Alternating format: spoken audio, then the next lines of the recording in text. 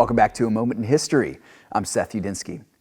In history, we often tend to remember political figures, and historical figures for that matter, by their physical features. So we remember Abe Lincoln's height, for instance, or Napoleon's lack thereof.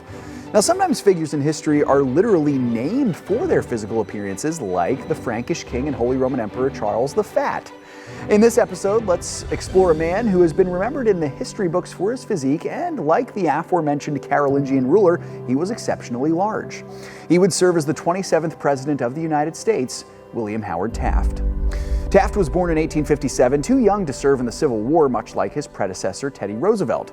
Taft was a skilled lawyer, and this would serve as a foreshadowing of perhaps his most famous service to his country late in his life, and it wasn't the presidency. Taft was also a politician, and he rose in the ranks in both the McKinley and Roosevelt administrations. He became the leading Republican man in the 1908 election, in which he defeated Democratic nominee William Jennings Bryan.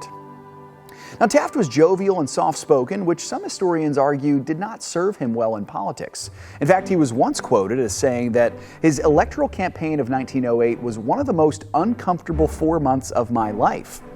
While not accomplishing much in terms of notoriety during his 4 years in the office, he served as a capable and competent leader of the free world.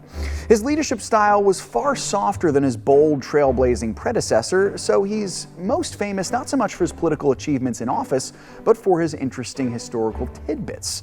Among these are the one we mentioned earlier, his size. He was by far the heaviest man to ever serve in the White House, weighing in around 350 pounds and earning him the nickname Big Bill.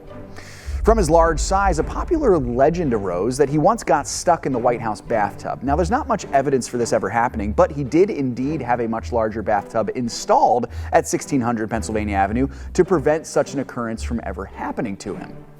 Now, Taft's accomplishments, for which he was most proud, would come later in his life, long after his presidency ended.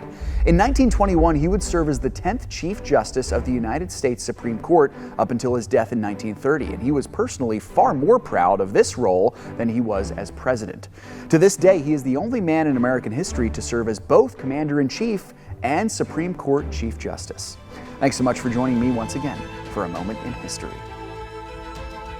If you enjoyed this video, remember to like and subscribe. And if you want us to cover one of your favorite moments in history, you can tell us in the comments. Now stay tuned for some new content.